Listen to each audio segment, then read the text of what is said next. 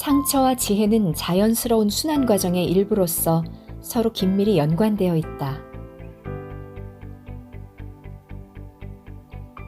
상처는 경험을 해석하는 마음가짐에 따라 생기기 때문에 일어난 일을 바라보는 시각을 바꾸면 순환 과정상의 초점 역시 바뀌게 된다.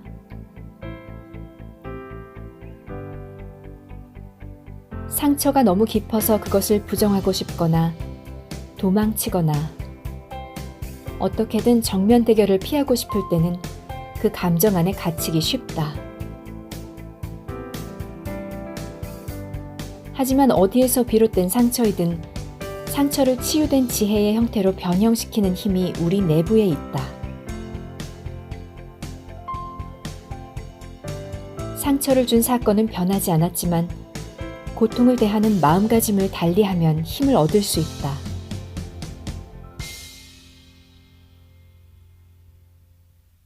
최근에 들어서 서양의 과학은 고대인들이 이해하고 실생활에 적용했던 진리를 재발견했다. 고대인들은 우리 주변의 세상이 살아있는 거울이라고 생각했다. 즉, 세상은 우리 안에 살아있는 감정들을 투영하는 양자망인 것이다. 건강은 물론이고 가정과 사회와 세계 평화의 양상은 우리의 마음속 깊은 곳에 자리한 믿음들을 반영하고 있다는 뜻이다. 인간의 믿음과 세상의 경험 사이의 이러한 관계는 이제 21세기 최신 이론들의 강력한 지지를 받고 있다. 긍정적인 믿음뿐만 아니라 부정적인 믿음에도 똑같은 원리가 적용된다. 감사와 공감과 사랑 같은 생명 친화적인 감정들은 저혈압이나 좋은 호르몬의 분비, 혹은 면역력 강화와 같은 건강에 이로운 조건을 유발하는 것으로 밝혀졌다. 마찬가지로 노여움과 미움, 질투, 분노와 같은 생명에 해로운 감정들은 불규칙한 심장박동과 면역력 저하, 스트레스 호르몬 수치 등을 증가시킴으로써 생명을 위협하는 상황을 촉진한다. 바로 이런 원리에서 강력한 창조의 힘을 이해하는 실마리를 찾을 수도 있다. 우리의 마음 안에서 그 무엇으로도 파괴되지 않는 힘을 얻을 수 있다면 그 힘은 상처를 치유하는 사랑과 지혜와 공감이라고 나는 믿는다. 마음의 상처에 새로운 의미를 부여하면 평범한 시각을 뛰어넘을 수 있다. 상처에 새로운 의미를 부여하고 축복할 때 비로소 우리는 상처를 뛰어넘어 도약할 수 있다. 고대의 전통에 따르면 천상의 천사가 지구상의 천사와 유일하게 다른 점은 자신이 천사라는 점을 기억하는 것이라고 한다. 때때로 우리는 천사와 같은 열린 마음과 순수함으로 사랑에 빠지게 된다. 고통을 받아들이는 것 또한 이 열린 마음이며 쓰라린 상처를 느낄 수 있는 이유도 바로 순수함 때문이다. 우리가 천사라면 매우 강력한 능력을 가진 천사일 것이다. 우리에게 사랑하고 공감하는 마음뿐 아니라 화내고 분노하는 감정이 있는 것을 보면 알 수 있다.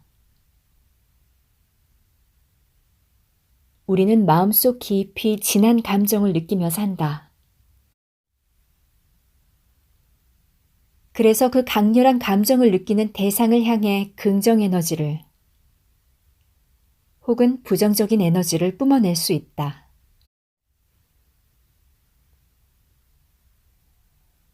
사랑이 흘러 넘치고 훌륭한 인격을 소유한 사람조차도 인생의 시련 앞에서 믿음이 흔들릴 때가 있다. 이 세상에서 참극이 일어나는 데는 이유가 있을 것이다. 우리에게 남겨진 숙제는 영적인 측면에서 그 원인을 알아내는 것이다. 비극의 고통을 완화하는 해독제로 종종 추천되는 것이 기도이다. 하지만 위대한 영적 스승들이 기도를 통해서 인생의 상처를 치유하라고 조언할 때마다 반문하지 않을 수 없다. 이렇게 마음이 아프고 화가 치미는데 어떻게 긍정적인 기도를 하란 말인가? 그러나 기도가 어떻게 작동하는지를 이해한다면 그 의문은 풀린다. 중요한 것은 어떤 마음으로 기도를 하는가에 따라 인생의 청사진이 달라진다는 것이다. 에너지장이 마음속의 믿음을 반영하기 때문에 기도하기 전에 상처와 분노를 제거해야 한다. 마음속에 두려움과 상처를 품고 있다면 신의 지성이 어떻게 치유와 평화를 반영하기를 기대할 수 있겠는가?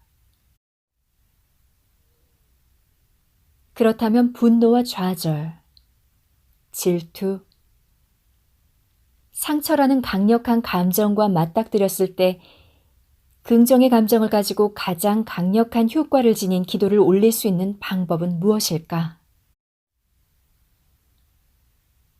어떻게 하면 부정적인 감정들을 유보시킬 수 있을까? 이 의문에 대한 해답을 얻기 위해서 다시 한번 과거의 지혜 속으로 눈을 돌려보자. 사해 문서인 에센의 평화복음은 들숨과 날숨의 사이에 모든 기적이 숨겨져 있다고 말한다.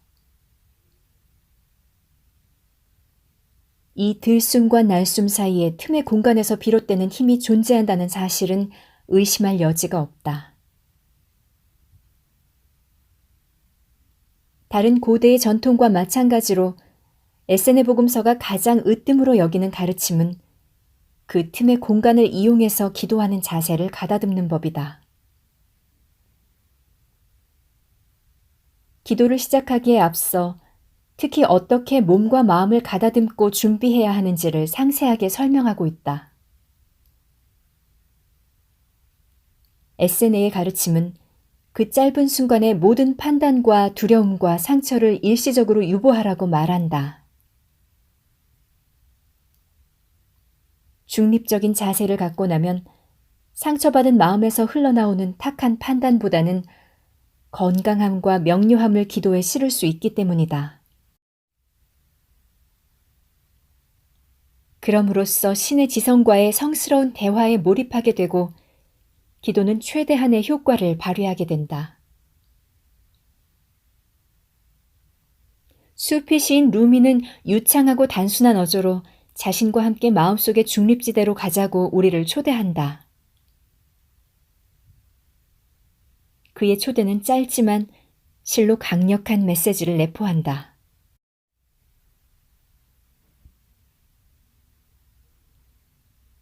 옳고 그름의 판단 너머에 장이 있나니 나는 그곳에서 그대를 만나리라.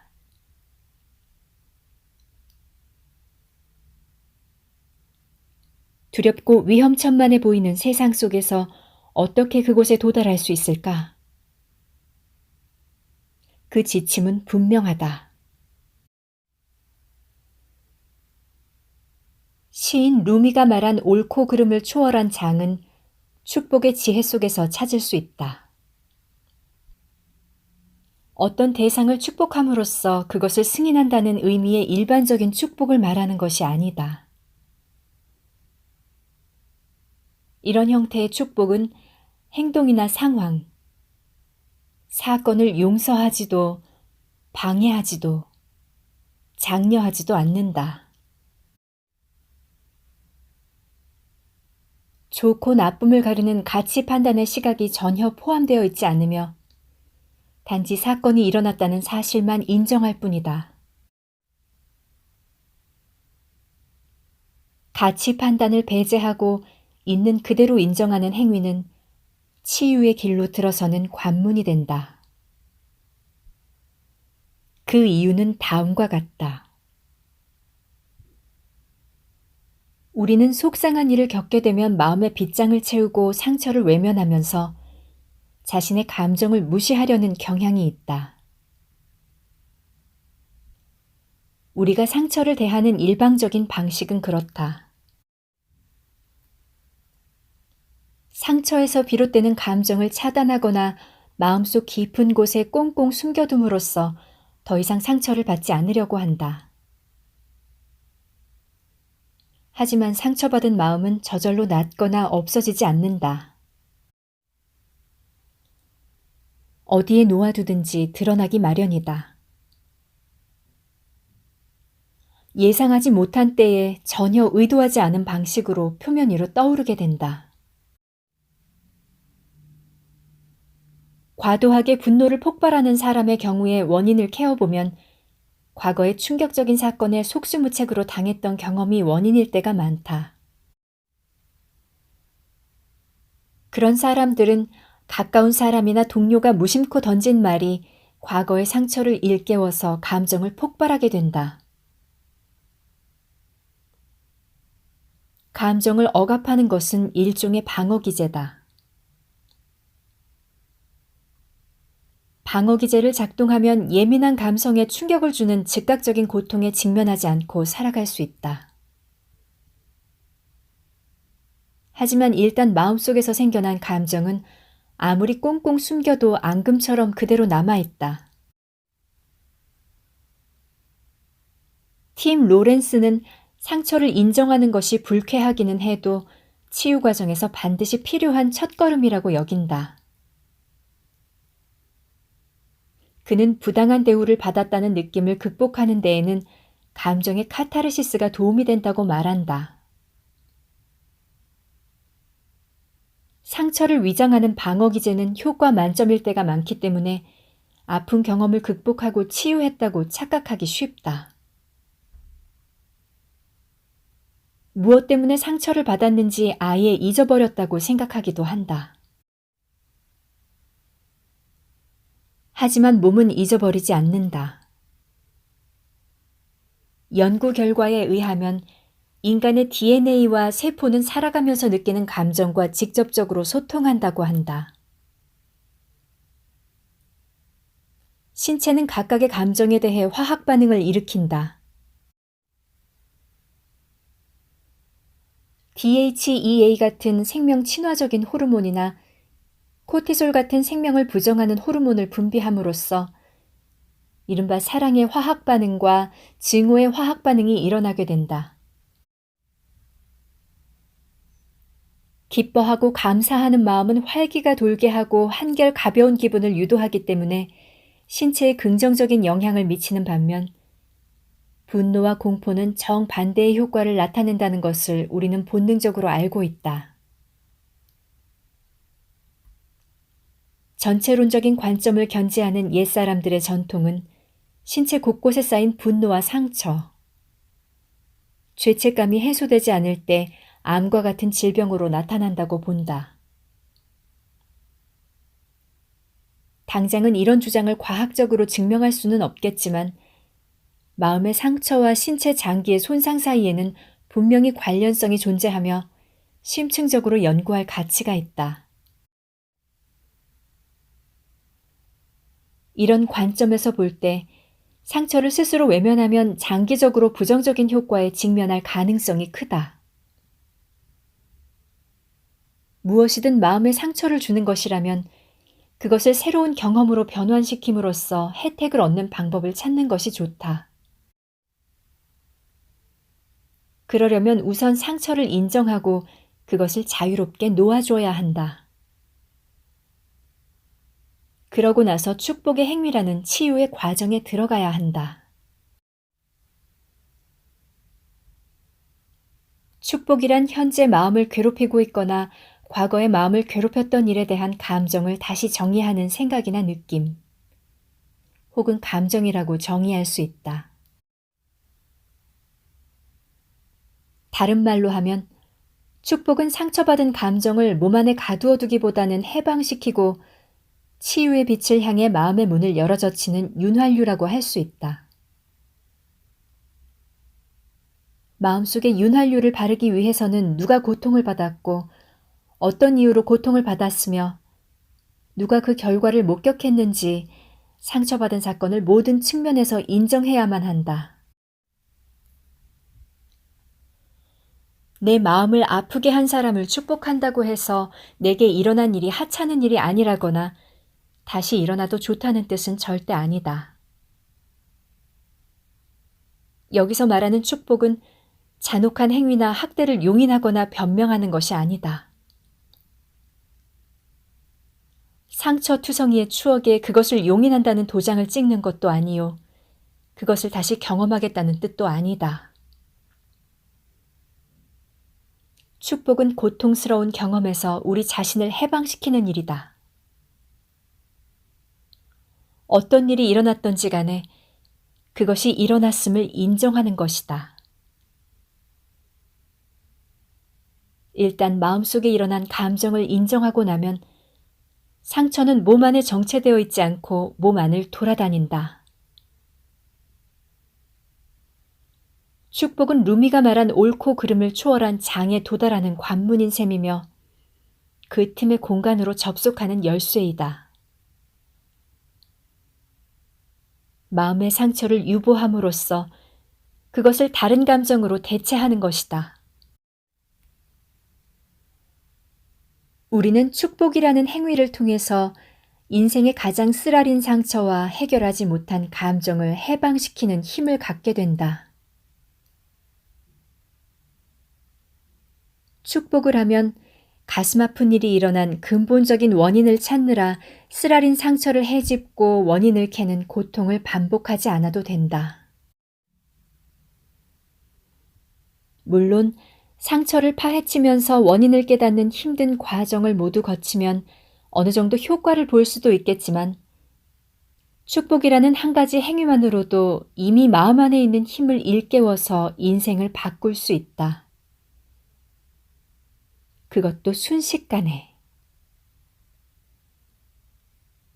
분노와 상처로 얼룩진 나약함이 아니라 강인함과 명료함에서 선택과 기도를 끌어낼 때 기적은 시작된다. 축복이 강한 효과를 발휘하는 이유는 간단하다. 무언가를 축복하면서 동시에 판단을 내리기는 불가능하기 때문이다. 우리의 마음은 축복과 판단을 동시에 할 수 없도록 되어 있다. 이제부터 과거에 내게 상처를 준 사람이나 장소나 경험을 떠올리고 나서 축복의 과정을 시작해보자. 축복이 갖는 단순하지만 강력한 효과에 놀랄 것이다. 그러나 축복을 시작하기 전에 먼저 선행되어야 할 전제 조건이 있다. 당신의 인생의 축복을 받아들이기 위해서는 한 가지 질문에 정직하게 대답해야 한다. 이 질문은 당신이 어떻게 옳고 그름을 따지는지 자신의 가치관을 이해하는 데 큰 도움이 된다. 질문은 이렇다. 나는 잘못을 했을 때는 대가를 치러야 한다거나 보복을 해야 한다는 감정적인 대응이나 통념을 극복할 준비가 되어 있는가? 다른 말로 하면 나에게 상처를 주었으니 너도 당해봐라 하는 생각을 극복할 마음의 준비가 되었냐는 뜻이다. 이 질문에 그렇다는 대답을 할 수 있다면 축복은 당신의 것이니 축복의 혜택을 마음껏 누려도 좋다. 아니라는 대답이 나온다면 자신을 상처 안에 가두고 고통을 초래하는 믿음을 왜 고수하려는지 그 이유를 따져보아야 한다. 축복은 예나 지금이나 옳고 그름을 따지지 않는다. 다만 자기 자신의 생각이 어디에 와 있으며 어떤 것을 성취하려고 하는지를 명쾌하게 이해할 수 있도록 도움을 줄 뿐이다. 이러한 축복의 행위는 일부 통념과 상충하는 것처럼 보이지만 과거의 위대한 영적 스승들의 가르침과는 일맥상통한다.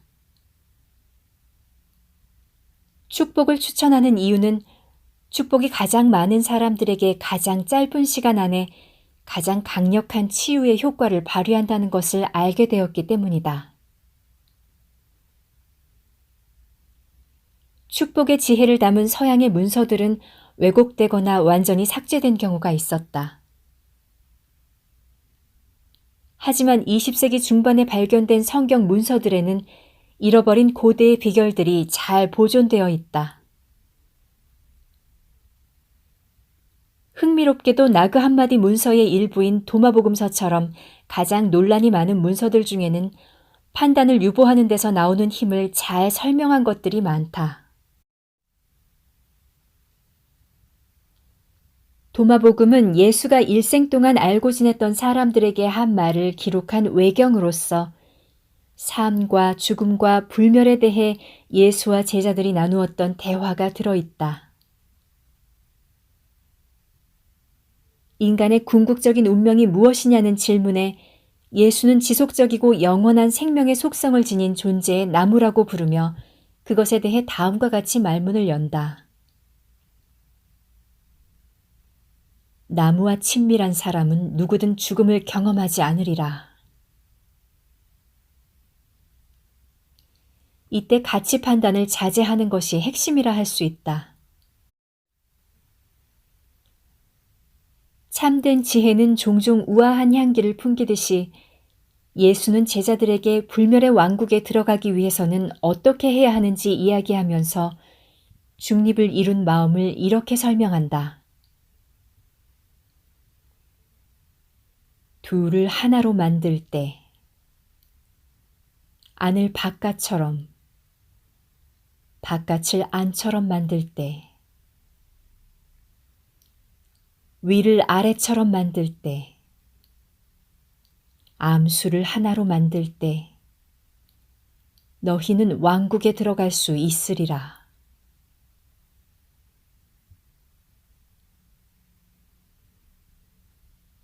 차이를 구분하는 마음을 초월할 때, 사물을 분리하는 극단적인 가치 판단을 없앨 때 죽음을 경험하지 않는 상태를 만들 수 있다. 옳고 그름, 좋음과 나쁨을 뛰어넘을 때 마음의 상처를 극복하고 크게 성장할 수 있다.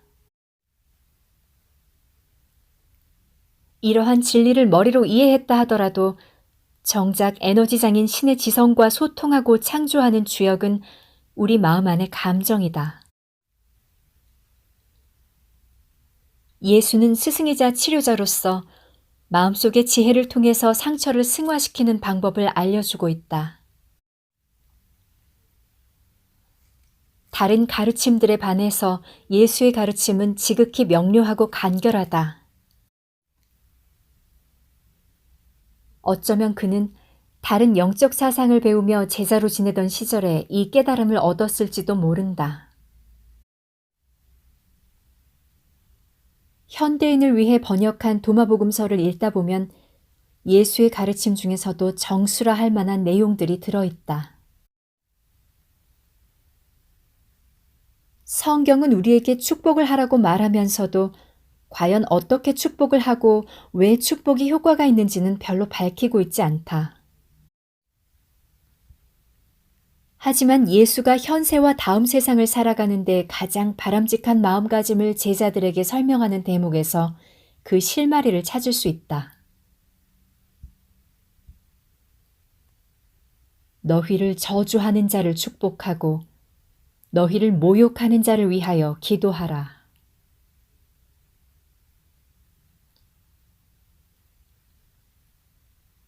정의와 보복을 혼동하기 쉬운 현대인들조차 고개를 갸웃하게 만드는 말이다.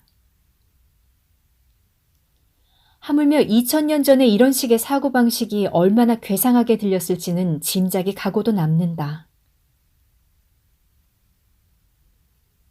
축복의 주제는 성경 전반에 걸쳐 다양한 방식으로 예수의 가르침 속에 흐르고 있다. 예를 들어 로마서에서 예수는 폭력에 어떻게 대응해야 하는지 가르쳐주고 있다. 너희를 핍박하는 자를 축복하라. 축복하고 저주하지 말라.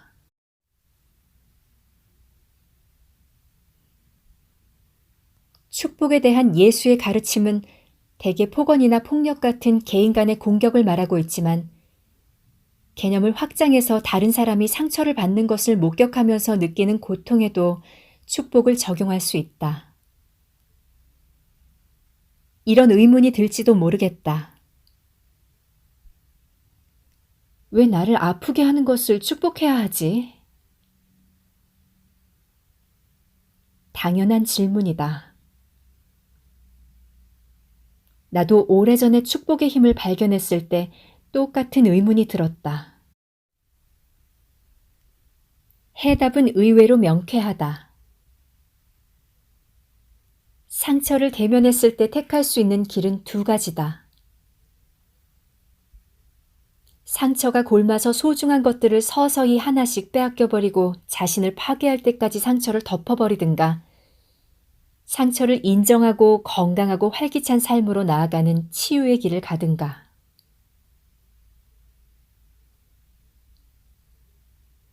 그대 마음속에 간직한 것을 열매 맺으면 그것이 당신을 구원할 것이다. 그렇지 않으면 그것이 당신을 파괴하리라.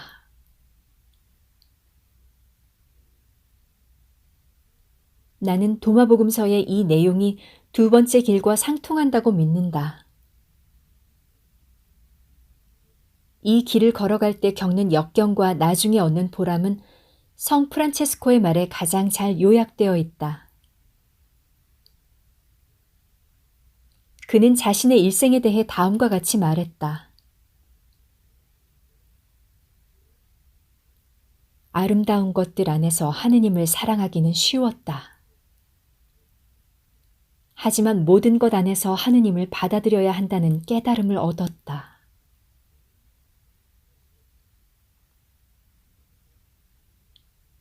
아름다운 경험이든 추악한 경험이든 모든 경험을 받아들여야 한다는 뜻이다. 선택은 우리 몫이다. 축복의 길을 선택한다면 치유의 길을 선택한 것과 마찬가지다. 나는 상처와 분노, 미움, 복수하고 싶은 욕망 같은 부정적인 감정이 마음속에 들끓고 있는데도 어떻게 긍정적인 기도를 할 수 있을까 하는 질문을 던진 적이 있다.